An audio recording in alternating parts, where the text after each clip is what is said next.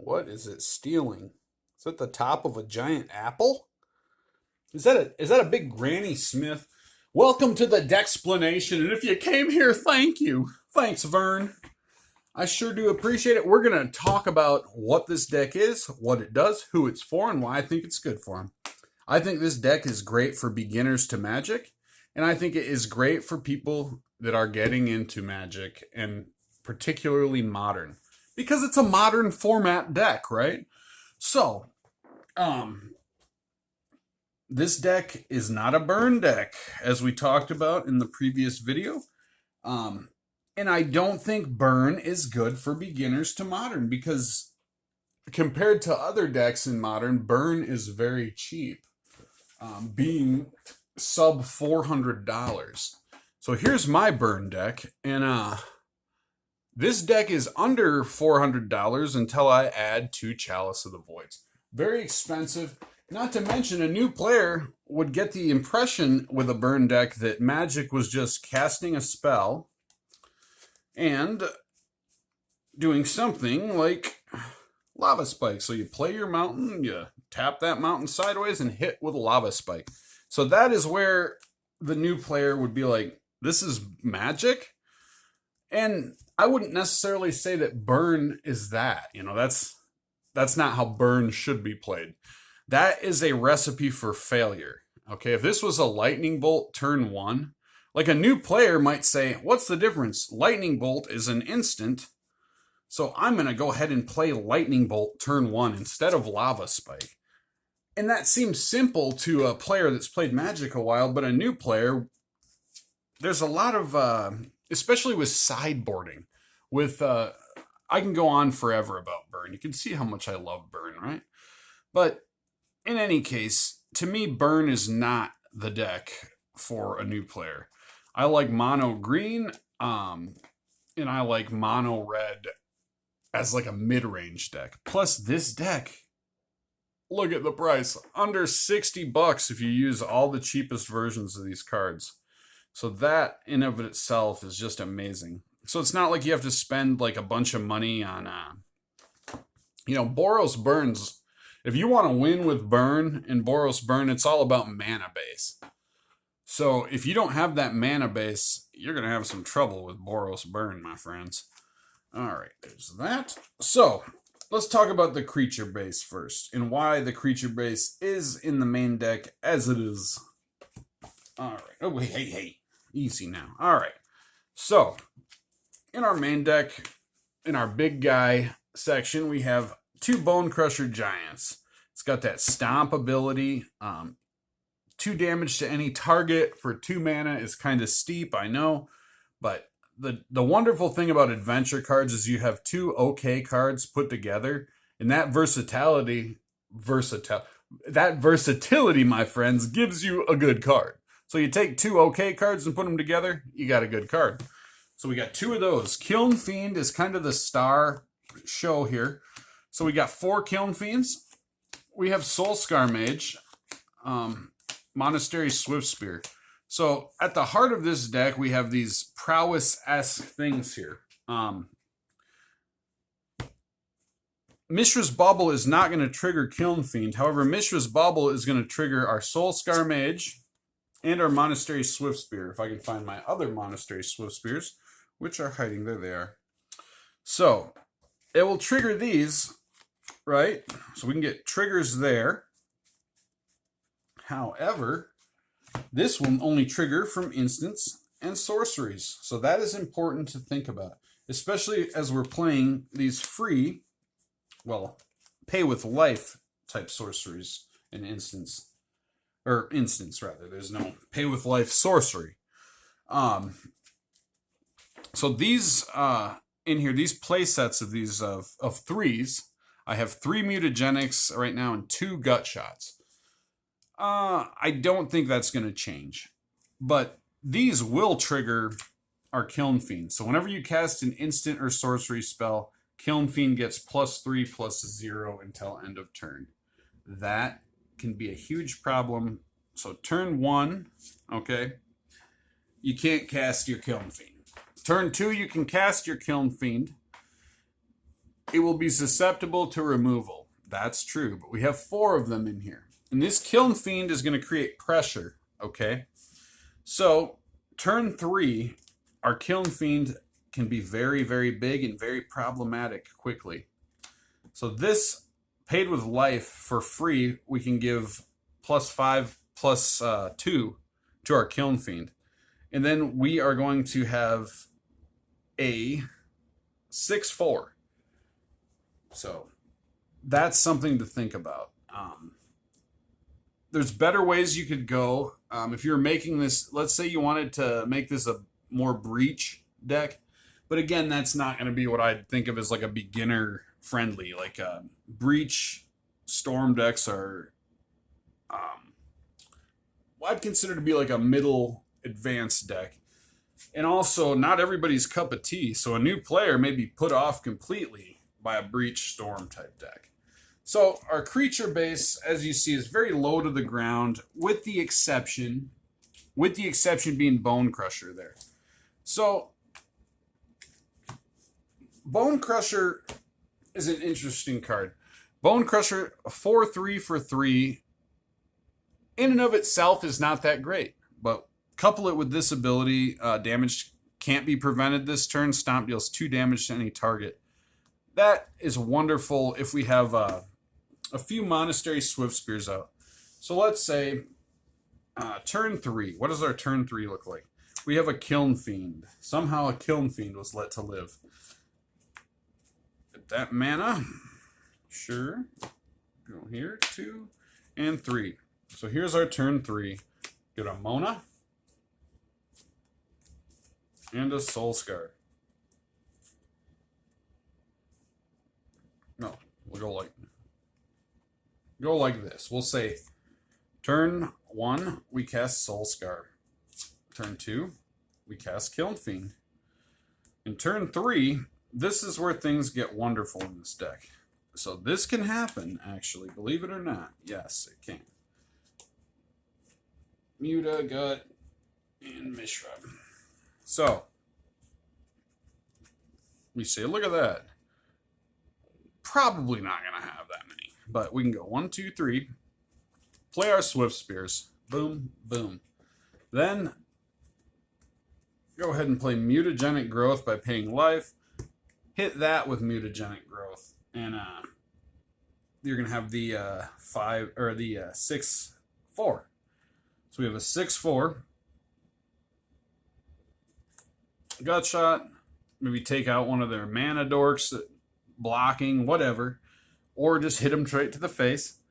Play the Bauble. So we have 1, 2, 3 prowess triggers. So 4, 5, 4, 5, 4, 5, 4, 5. Right? So 8, 16. And that's going to be absolutely huge. So that's kind of neat. Now, that's like best case scenario. So what kind of things are we running in here where that kind of stuff doesn't happen? How do we survive ourselves? You're going to find out. If you tune in and watch this channel, you're going to see this deck going up against some heavy hitters. Because I've really played this deck quite a bit, and I've gotten to really love it. I've loaned it to some people that are new to Modern. They absolutely loved the deck. Let's see here. Okay, so the deck plays very fast. So one of the problems with this deck is card draw. So there's 3 light up the stage, 3 skewer the critics. Now, what's cool about, and we run 4 baubles in here. So here's our card draw area right here. No Manamorphose. Manamorphose is an excellent, excellent card, but because of the way our budget is set up, wanting to keep this so budget friendly and make it as powerful as we can get it. So here we have card draw, but it's not card draw immediately. It's card draw the following turn. So sacrifice Mishra's Bauble, get the top card of target player's library, draw a card at the beginning of the next turn's upkeep. So sacrifice on their turn, probably what we want to do sometimes. So using Mishra's Bubble, getting new players excited about artifacts is a very cool key component, I think. Also, you have Spectacle here. You have different this versatility of Spectacle because we're dealing damage every turn if we're playing this deck right. Exile the top 2 cards of your library. Until the end of your next turn, you may play those cards. So let's say, here we go. Let's say we have an interesting little board here. Go like that. Put out a Kiln Fiend. All right, and we'll bring ourselves back to turn 3. See how turn 3 is very interesting and very important for this deck. So, at turn 3, this was taken out. This has no summoning sickness, of course, because it was, say, it brought out turn 2. Already probably done some damage with our Swift Spears. So let's say we have Lightning Bolt in hand. Let's grab our bolts. All right, we'll hit our opponent with a couple lightning bolts, right? We'll go lightning bolt, boom, boom, 6 damage, bump, bump, bump, bump, bump, bump. All right, we got 1 up there, so hey, light up the stage. So exile cards from the top of your library. Oh my goodness, what if we exiled those 2? We can pay our exile these 2 from the top of our library, something like this, a Gut Shot, Mishra's Bauble. Then these can just add right onto those. So these are going to trigger. This triggers. So that's huge prowess. That's huge damage. Huge, huge, huge. And something is going to get through. Similarly in the deck, I had mentioned where we talk about crash through here. Creatures you control gain trample until end of turn. So say, let's go ahead and do this. So we have Crash Through in our hand. We've held it in our hand since our opening hand. And why would we hold it? There's only 1 in the deck. I also run 1 in my really optimized, really expensive Gruul Prowess. So we hold on to that for just like this kind of turn 3 shenanigans. So turn 3 comes. Let's say we do this a little different. We pay our 2 life. We do mutagenic growth on something. We'll do it right here. So pay our 2 life. Those triggers happen. We'll tap here.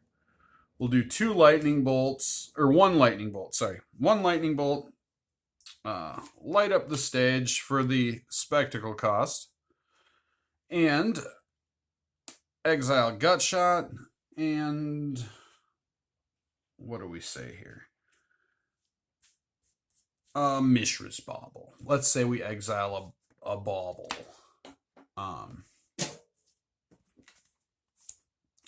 So we can play those 2 to add to our triggers. This will just add to the prowess trigger. This isn't going to affect our Kiln Fiend, obviously, but this will. So that's happened. Now, what if our guys have a bunch of blockers up or something, and we swing in and they're like, well, you're going to wipe the board of our blockers, but this massive damage is going to be blocked. Well, that's where Crash Through comes in handy.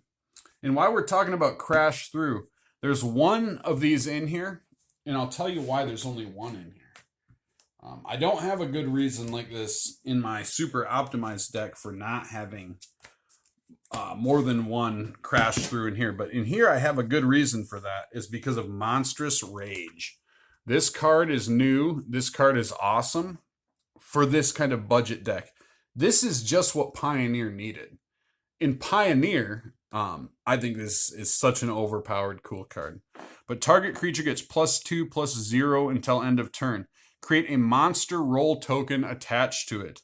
The monster roll token, that's right here. We'll just look at that monster roll. Token enchantment, aura roll, enchant creature. Enchanted creature gets +1/+1 and has trample. So that in and of itself is pretty good. But with our prowess creatures, man, look at this. Okay, so where are you? Where are you? Where are you? With our prowess creatures, with our Kiln Fiends, with our Swift Spears. Okay, we put something like this on there. That's an instant. So this is going to get +2/+0 until end of turn. So that's going to get +5/+0 until end of turn. And it's going to get the monster roll token. So it's going to get trample. And another +1/+1 counter on it. Boom, bang, bing, bada bing, man. That's going to be huge. Huge. So true, it'll lose the +3/+0 until end of turn. But that turn where you have this thing swinging in, if you know, even with the Swift Spear. So let's say we, turn 1, turn 2, let's say turn 2, we play Swift Spear. Hit with Swift Spear. And especially, like, we're going to have a free spell in our hand. So turn 1, play Swift Spear, hit for 2. By the time turn 2, so turn 2, play our mana, play Soul Scar, whatever, play whatever we can, just use that mana. So we play Monstrous Rage. Target creature gets +2/+0 until end of turn. So might as well get +3/+0 or +3/+1 for the prowess trigger. Okay. This prowess trigger is going to trigger, but it's not a Monastery Swift Spear. If it were a Monastery Swift Spear, we'd be very happy because that'd be a prowess trigger as well. And again, like this having trample, so yeah, the turn we cast Monstrous Rage on here, maybe the prowess trigger just triggered once. Okay, maybe we were able to swing in big. That's a good hit anyways. But then that monster roll token staying on here, this creature gets +1/+1 and has trample. So turn 3, this has a monstrous roll token. Yeah, it's going to be like a target, but we have instants to play that can protect it. So again, like, it's a deck to know when to tap out and when to keep something up to protect something. But beautifully, mutagenic growth and instant, we can use something like this on our opponent's turn if they're doing something to protect our own things and beef them up on our turn as blockers or to save them from inconvenient lightning bolts, stuff like that. So as you see, I can go on and on about different parts of this deck. So it's a very low cost deck for how differently it can be played. Now, speaking of differently and how differently it can be played, let's go ahead and talk about the sideboard a little bit here. All right. Okay, so let's talk about Tunnel Ignis. 1, 2, and where's the other one? I know there's another one. Oh no. There it is. Okay. My vision was blocked by this. All right. So we have 3 Tunnel Ignis. Whenever a land enters the battlefield under an opponent's control, if that player had another land enter the battlefield under his or her control this turn, Tunnel Ignis deals 3 damage to that player. So this is specifically in here for specific matchups. Now, a lot of times people do not use fetch lands on their turn, but in Modern, I find against certain matchups, and I myself find a necessity to fetch on my turn. It happens. Like say in a burn deck, okay? An instance where you'd have to fetch on your turn. Say you have 2 red lands in your hand and a Scalding Tarn. So turn 3, you may need white. If you're playing multicolored decks, to do something on your turn, you may need that mana now. So this is going to shut that down. Not to mention things that seek to play more lands on their turn, like Amulet Titan. I'm trying to think like another.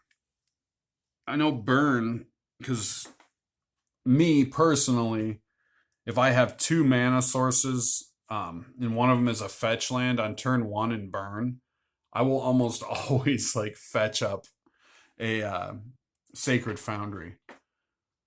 But this isn't going to hurt on turn 1. And having tested this, it does enough work where 3 of them in this space do mess up certain plans. Particularly, like I said, an Amulet Titan. In a way, it being like a 1 and a red, it's a 2/1. Not the best card, but just like I say in the matchups, to keep this deck ready for what it's going to come against, I think like this will mess up an Amulet Titan plan. But it dies to removal as well. And that being said, we have ways to protect it. 3 of those. An extra Bone Crusher Giant to get another big beater on the field if we need it. These Dragon's Claws are really cool cards. What I like about Dragon's Claws, whenever a player casts a red spell, you may gain 1 life. Well, who's doing that? We're doing that all the time. In many instances, you could just go ahead and throw this right in the deck and forget about it and sideboard something else out. I mean, sideboard those 2 Bone Crushers and throw this in there. You're casting red spells every turn, pretty much, except the Mishra Bauble. Oh, and Mutagenic Growth. Blood Moon, of course, non-basic lands are mountains, and all of our lands are already mountains, so it doesn't bother us. 2 of those, and that's where I feel like this is good in the deck. Like, if you were going to sideboard for those, I think like a good sideboard would be like this. And maybe 2 Cast into the Fires. Pull some things out, depending on, if I was going against like Tron, right? This right here would be an absolute dreamboat. I might even go Cast into the Fire. Yeah, if I was going against Tron, I think I definitely would be like, I'm trying to think because the Tunnel Ignis is a slightly new addition to this. But if I was going against Tron or Amulet Titan, I think this would be what my sideboard would look like. I have, of course, the cast of characters I like to sideboard. And in this instance, I guess it's not too important what I'd sideboard, because you'll have to think for yourself. You're not playing the opponents I'm playing or whatnot. So what you meet in the wild, I tried to create like a good sideboard for like these 3 play sets. And for beginner players, 3 is kind of a magic number. If you really want to draw something a lot, 4, theoretically. But 3 is a magic number. It's like if you want to get something consistently in your hand, but don't want to get flooded out with it. Because we wouldn't want like 3 Tunnel Ignises in our opening hand or something. But like Blood Moon in our deck is kind of a high casting cost. So Alpine Moon would lower the cost of this deck more. You could even throw 1 Alpine Moon in here for something. Let's see here. Stone of Eric. I talked about that, right? Let's see here. All right, yeah. So we have Tormod's Crypt, 2 of those. These will trigger our Prowess Gang, but will not trigger, awkwardly enough, the Kiln Fiend. Stone of Eric is a extension of that Graveyard Hate, except it sticks around. You can pay 2, sacrifice it, exile target player's graveyard. Now, if this was black, I think like there's some better options right here. But I feel like Stone of Eric's really good in here. And I had 3 Tormod's Crypts, but Stone of Eric found its way in there after Lord of the Rings because I thought, hey, one of these seems like a good option in here. It's 1 mana there, a little bit of card draw. And yeah, Companion, Gigantha the Wellspring. 3 mana into the hand by turn 5. To have a 5/5 like this, I think that's a pretty hefty beast, as it were. And you can tap it for 1 red mana, I guess, in the deck, which is a little silly, but mostly it's a 5/5. So if Gigantha gets out, it's going to close the game for you most times. So there's our little posthumous sideboard there. Pretty simple. We don't like to deviate too much from the main deck, but in the instance, depending on what we're going against, I would see like sideboardable cards probably being, let's see here, I would say a Bone Crusher, a Kiln Fiend.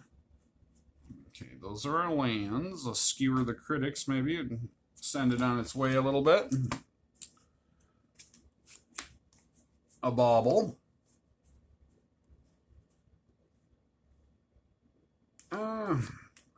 Lava Spike. And the other Bone Crusher. So for my sideboards, 1, 2, 3, 4, 5, 6. So there's 6. Say you're going against some kind of Reanimator, some Scam back. I'd go Stone of Eric, Tormod Crypt.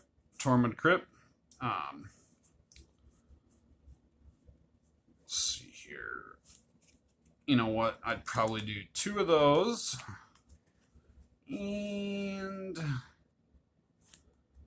maybe, depending, pull maybe something else out of there. A couple Blood Moons. That's kind of my thought process. But then, pulling that stuff's not always advantageous. So in some other matchups, we may not pull those things. We may pull other things. I've pulled a couple of